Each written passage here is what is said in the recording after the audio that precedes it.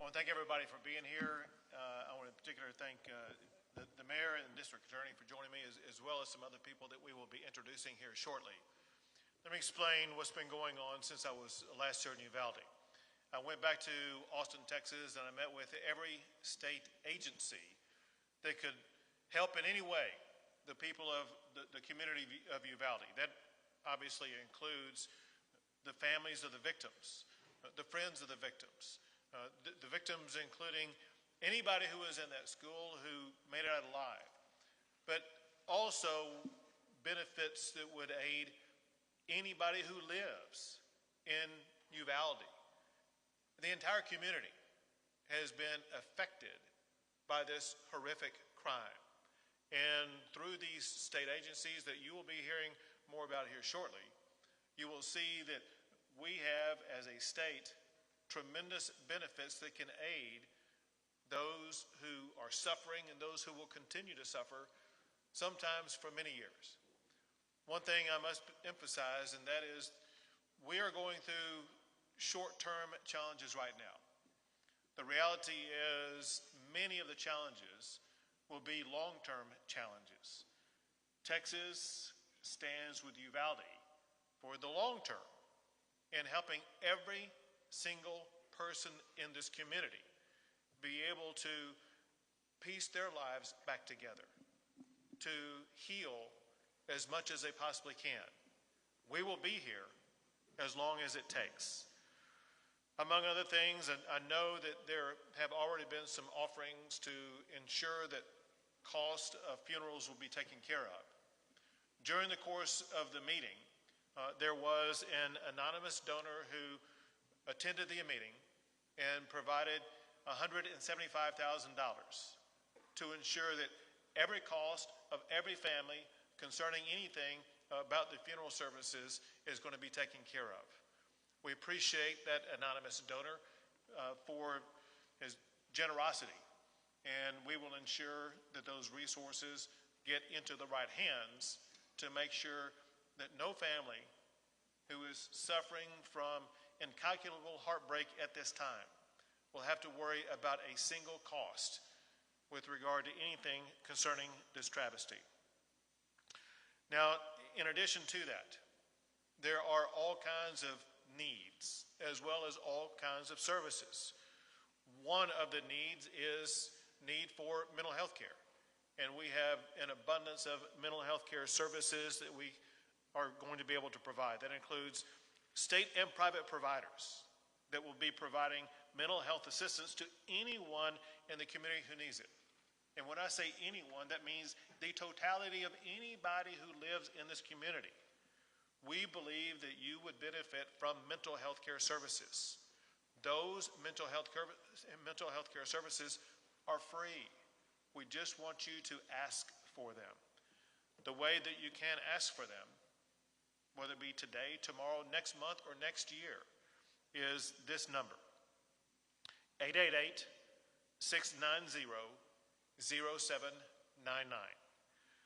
Mental health care can be reached by calling 888-690-0799.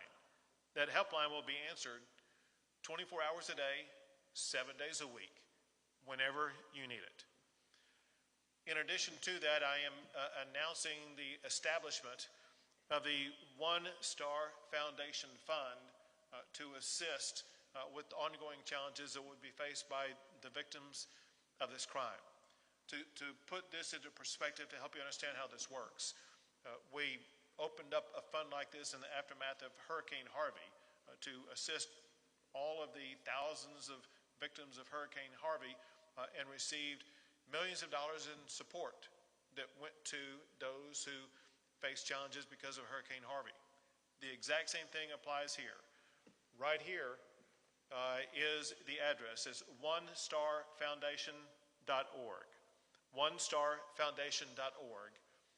To be more precise, if you go to onestarfoundation.org/Uvalde, you make a contribution at that site that is already a pre-registered 501c3 organization, provide a donation to that site. There is no overhead cost. 100% of the money that you donate is going to be going directly to victims of this horrible crime to help them with their lives. One of the pre-designated donation sites that it would be going to is the Robb School Memorial Fund. So again, the onestarfoundation.org.uvalde. Well, you can do your part to help out the people in this community that are suffering in incalculable ways. In addition to that, we have set up a central headquarters for Victim Assistance Services at the Family Assistance Center located at the Uvalde County Fairplex. As we'll discuss probably here momentarily, there may be a relocation of that site, and we will keep everybody fully informed about where the relocation site will be. Every family impacted by the shooting has been assigned an advocate to help them with their needs. Among other things, there will be airfare, for example, whether it be through American Airlines, United Airlines, or JetBlue Airlines, that will provide victims' families with flights free of charge so that they can get here and be with their family members. The Family Assistance Center will cover the travel and lodging costs of families who have lost loved ones. Healthcare costs of families impacted by this tragedy will also be covered by Texas insurance companies and donations from private citizens. The Texas Housing and Community Affairs, for example, they have a fund to pay for needed supplies right now, whether it be food or gas or other essential needs. And that money is available right now as we speak. Also, at the Family Assistance Center, the Health and Human Services Commission, who you'll be hearing from more here in a second, they will assist families in finding health and human benefit programs. Staff from the Texas Department of Insurance, the Teachers Retirement System, the Employees Retirement System will provide access to benefits, including workers' compensation. Staff from the Texas Workforce Commission are available to get families child care and unemployment benefits. And state staff are available to provide assistance to business owners impacted by this tragedy. Healing the broken hearts, it's going to take a long time. But through the generosity of our fellow Texans and the good works of neighbors helping neighbors, we can begin to stitch back together the fabric of Uvalde. Helping us to do that is the leader of Uvalde himself, and that is the mayor of Uvalde, who I would like to ask to speak at this time. Governor, I'd like to thank you for bringing all these state agencies here and the services you've offered our community, our citizens, because these families are going to need this help, not just today, but in the long term, as you mentioned. So for that, Governor, I appreciate, and you know, all I can say is I've seen you these last 2 days, and the compassion and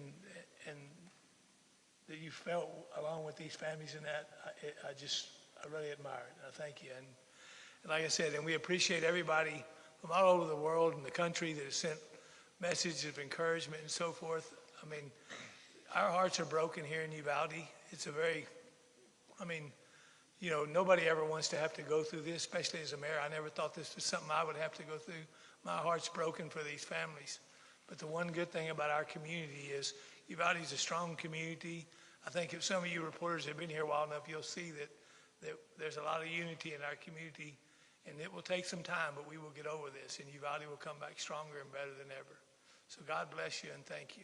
Thank you very much. And someone who has been actively engaged in helping the victims of crime already and will remain engaged all the way through is the District Attorney, Christina Mitchell. Thank you, Governor, for being here. And we want to thank everybody that's reached out to us in Uvalde from across the state, from across the country, and across the world. We greatly appreciate all the support and kind words and prayers and assistance that has been sent to us. And like the mayor said, here in Uvalde County, we are down-to-earth people, we are salt of the earth people, and we are a family. And like a family, we're going to get through this together with each other and for each other, and we're asking everybody across the world to continue to support us. So I, the district attorney, along with the FBI victims assistance people, the DPS victim assistance people, the Attorney General's office, we have set up a family assistance center at the Uvalde County Fairplex here in Uvalde. And at that center, it's a one-stop shop for all the victims. And we say victims, we mean everybody that was associated with Robb Elementary School.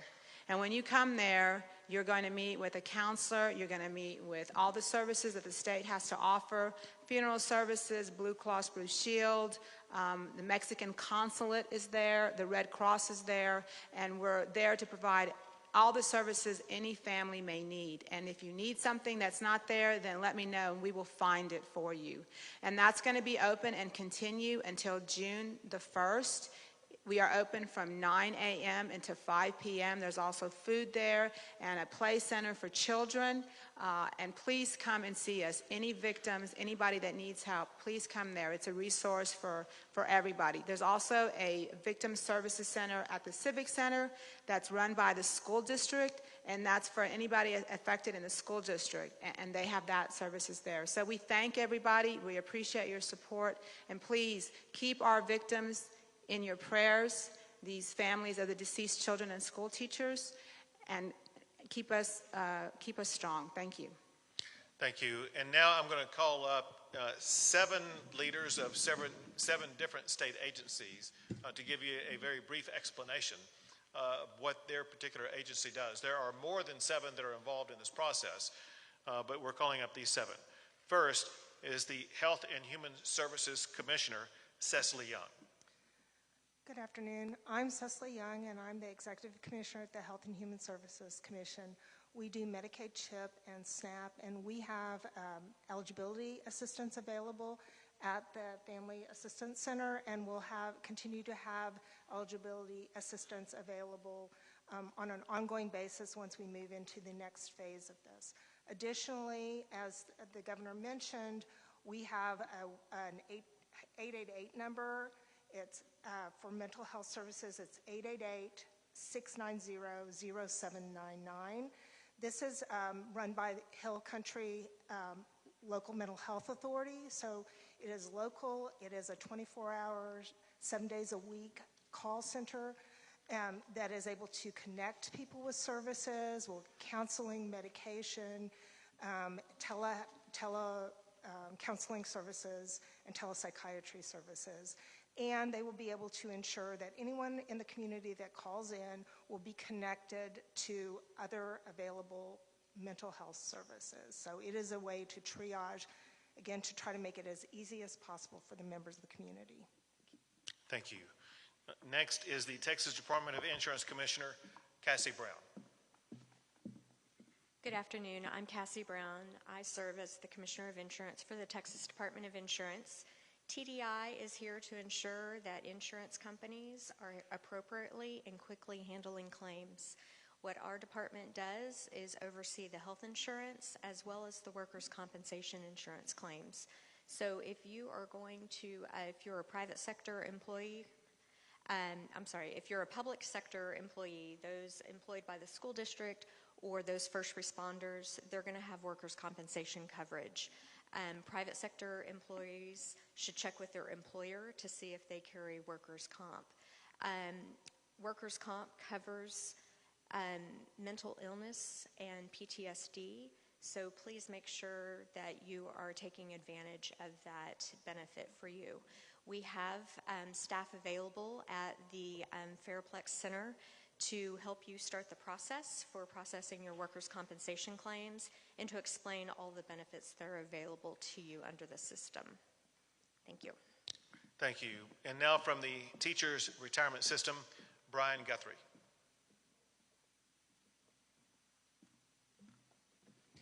Thank you. Good afternoon. My name is Brian Guthrie. I'm the Executive Director of the Teacher Retirement System of Texas. We are here today to not only help the families of the 2 teachers who tragically lost their lives and provide them the benefits that they are due, but also to help all the employees of not only this school district, but all the surrounding school districts to make sure that they have access to mental health and behavioral health services. We also recognize that not all the employees of these districts are members of our system and are for our healthcare program, but we want to thank our partners, Blue Cross Blue Shield and Teladoc, for extending those benefits to everyone who's employed in this district or any of the surrounding districts. Thank you. Thank you. And now for the Texas Employees Retirement System, Porter Wilson.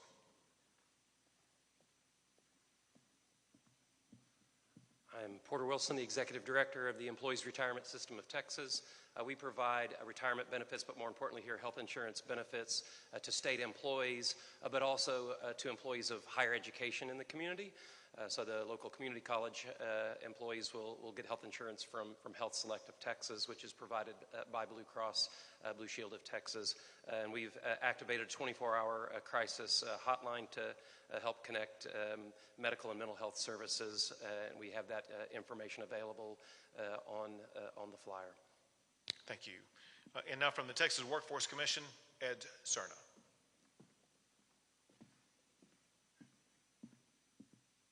My name is Ed Cerna. I'm the Executive Director of the Texas Workforce Commission. The Workforce Commission has a local presence on Main Street in our local Workforce Development Office, and through that office we'll provide child care services for not only the families of the victims, but also anyone who is associated in the school or first responders.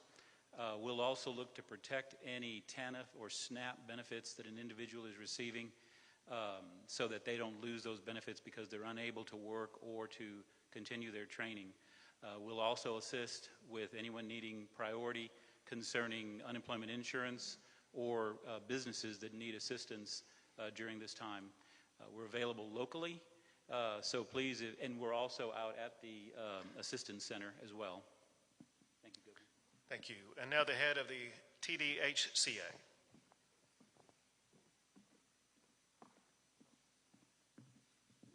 Good afternoon. I'm Bobby Wilkinson. I'm the Executive Director of the Texas Department of Housing and Community Affairs. We have a very flexible pot of grant funding that we're funding our local partner, the Community Council of South Central Texas. They have a field office here. They're at the Family Assistance Center. They're already passing out grocery and gas cards. They can help with lodging expenses, even some extended family. Maybe your grandma or someone's here and she needs help with gas, with lodging, etc. It's very flexible, and we're looking forward to helping as many people as we can. Thank you. Thank you. And last is the head of the Texas Education Agency, Mike Morath.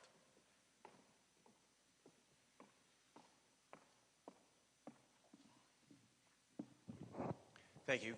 TEA has been working in close coordination with the school system. I want to say thank you publicly to Hal Harrell for your leadership and for the work that all of our educators have done. The agency provides support directly in the form of grant funds. We have offered supplemental counseling services. Those counseling services have been provided really around the clock since this began, and will continue to provide support as the school district prepares its responses for both summer and this fall. Thank you. So once again, whether it be the services you heard about, or there are many more that we talked about earlier, providing briefing to local officials. The state of Texas has robust resources to ensure that these families who have been devastated by this horrific crime, as well as the entire community, we will be able to help them with any and all of their needs. I cannot overemphasize enough that everybody, students, teachers, law enforcement, everybody in this community, please avail yourself of absolutely free mental health care. It'll pay off in the long run. With that, I'll be happy to take a few questions.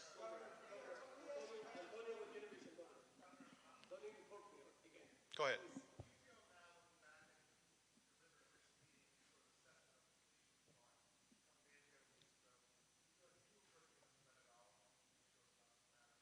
Sure. So,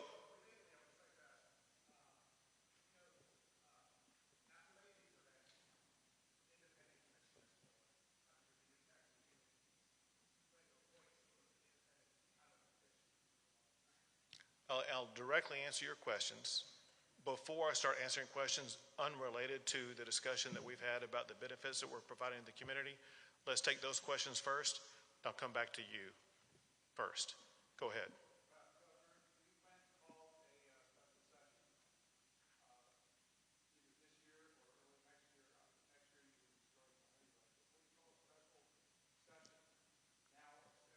I'll put you second in the queue. Let me make clear, maybe I wasn't clear. Before I start taking questions, unrelated to the benefits that we're providing to the community. We have an obligation as a state to communicate to the people of this community the benefits that are available to them. Their lives are crushed. They have no idea what's going on. They may have no idea whatsoever how they're going to pay a bill. Let me give you an easy example of something explained to me. There was a parent who lost some glasses that were crushed in everything that happened. And he told someone he had no money to pay for it. We have money to pay for that stuff. There are people who have no idea about getting food. We have money that can buy them food. Let's discuss, if you have any questions about these benefits. If you don't have any questions, that's fine. But if there's anybody here. Governor, with all due respect, for 3 days this community has heard a version of the story based in large part on what you told them on Wednesday afternoon that these officers had acted with amazing courage. Today we learned that 19 officers stood in the hallway of that school for nearly an hour while gunmen were inside with those children, which goes against the way they've been trained. Sure. And I'm going to be answering that, and that's his.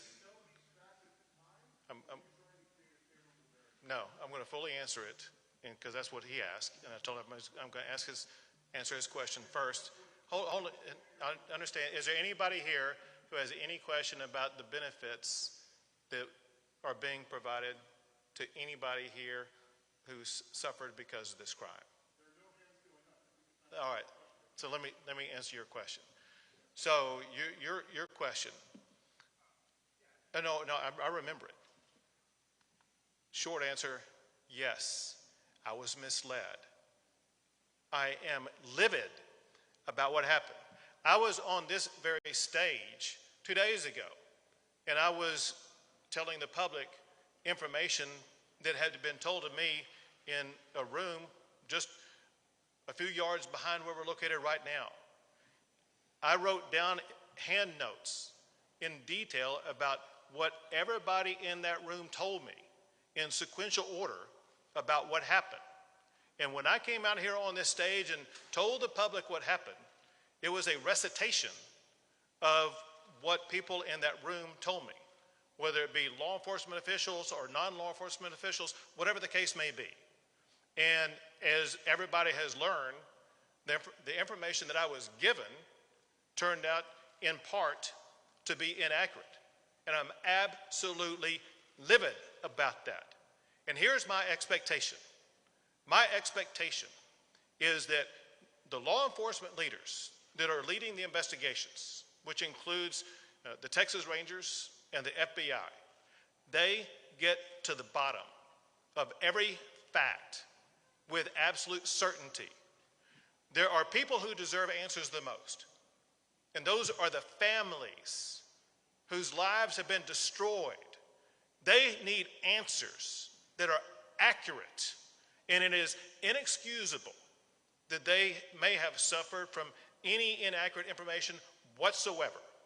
And it is imperative that the leaders of the investigations about exactly what happened get down to the very second of exactly what happened with 100% accuracy and explain it to the public, but most importantly, to the victims who've been devastated.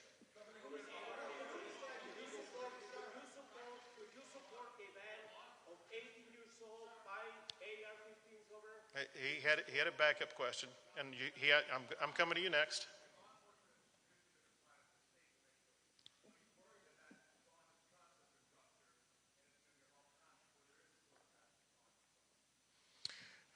My expectation is that as we speak and every minute going forward, law enforcement is going to earn the trust of the public by doing exactly what they're supposed to do from this point on, and that is making sure that they thoroughly, exhaustively investigate exactly what happened and explain to you and the public and the victims of the crime exactly what happened. I told this guy I was coming to him next.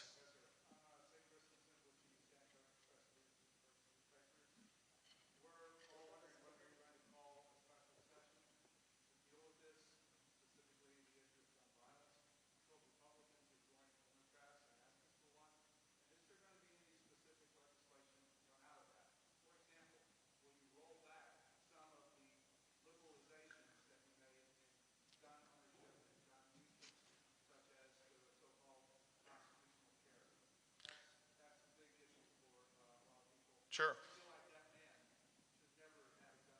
Well, let me answer your second question first, and then I'll answer your first question. So in your second question, you talked about the rollback of any of the legislation that I signed this past session. Let's be clear about one thing. None of the laws that I signed this past session had any intersection with this crime at all.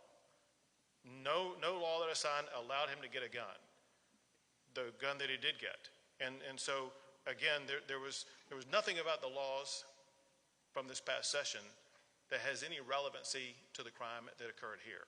With regard to special session, let me just say this, and that is, first of all options are on the table.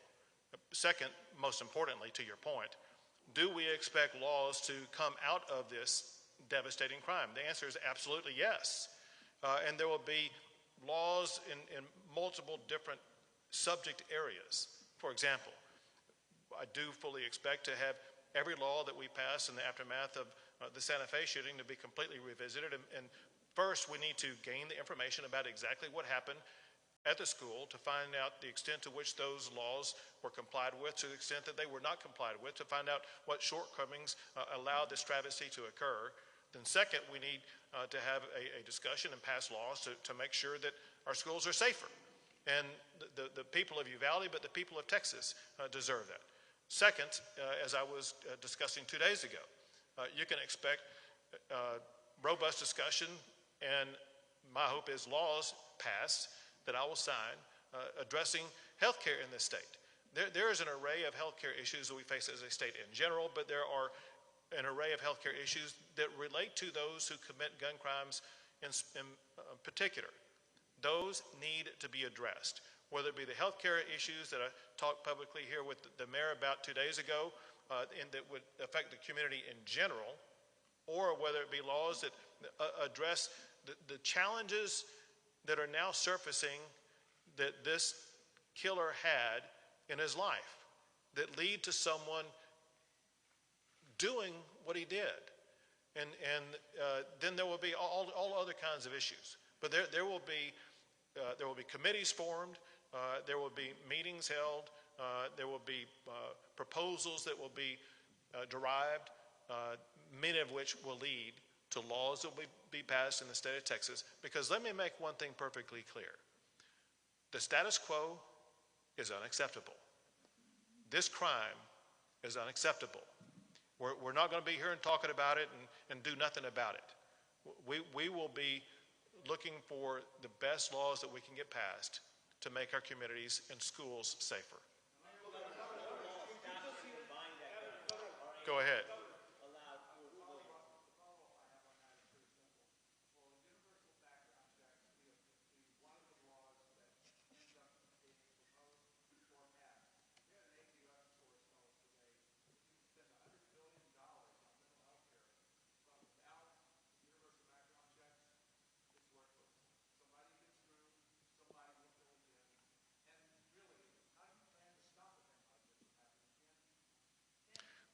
Let's be clear about a couple of things that show that these background checks, if everyone wants to seize upon a particular strategy and just assume, well, that's the golden strategy right there.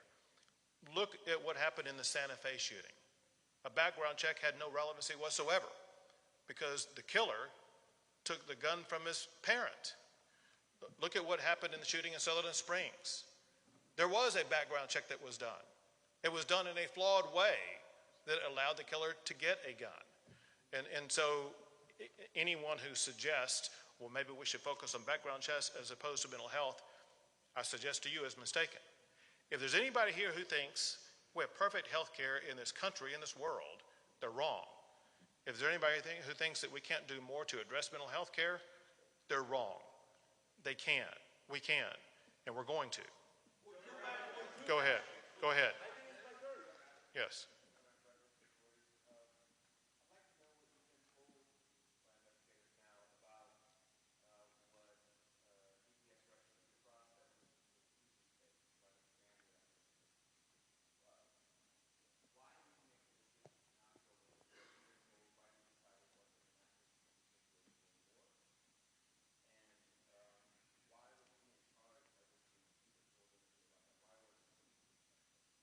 What I've been told about that is several things. One is that this is an ongoing investigation and that there have been obviously new facts and information surfaced, revealed as a result of that investigation that are different today than they were 2 days ago.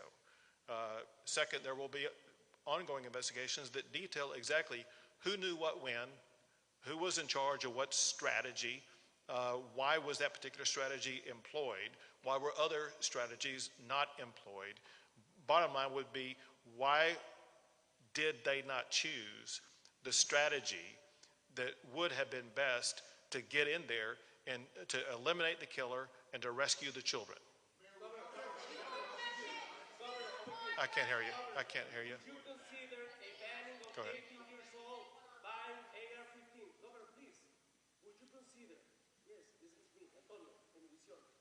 Thank you. Antonio, how you doing, man? I'm doing great. Good. Just listen, in a very respectful way, Governor. Would you consider, this is a kid, 18 years old. Would you consider at least a ban on 18 years old being able to buy a AR-15? That's what I'm asking. So, it's my understanding that ever since Texas has been a state, an 18-year-old has had the ability to buy a long gun, a rifle. Right. And since that time, it seems like it's only been in the past decade or two that we've had school shootings. So for a century and a half, 18-year-olds could buy rifles, and we didn't have school shootings, but we do now. Maybe we're focusing our attention on the wrong thing, and we're focusing it on. I'm not doing a political. You know, My colleagues are asking for a special session. You're getting a letter tomorrow. In the caucus, the Senate Democratic caucus. We've asked for gun control changes. I'm asking you now to bring this back in 3 weeks. I apologize for interrupting your press conference about the needs of this community. I've been here for 3 days. With all of these elected officials, this county judge has worked his ass off. The mayors and city council people. I don't know how to express the loss of the families that I've talked to. And I know you feel it too. We have to do something, man. My own colleagues are telling me, calling me, telling me an 18-year-old kid have a gun. This is enough. Call us back, man. next question. I can't hear you. Speak up.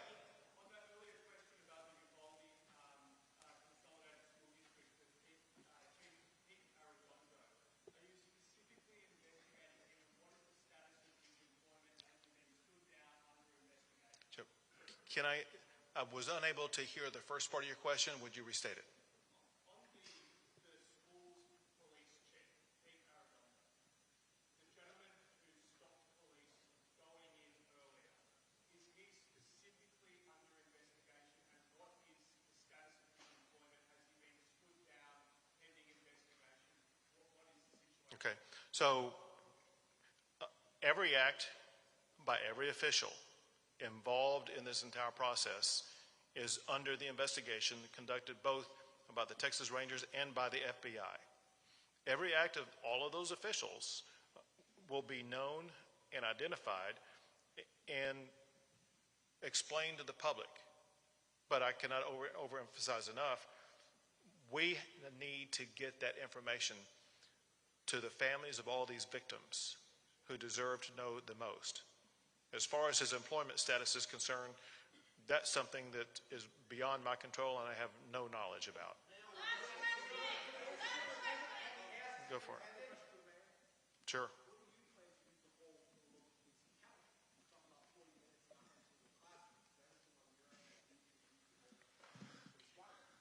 You know, as the governor said, I'm not in law enforcement. I have not.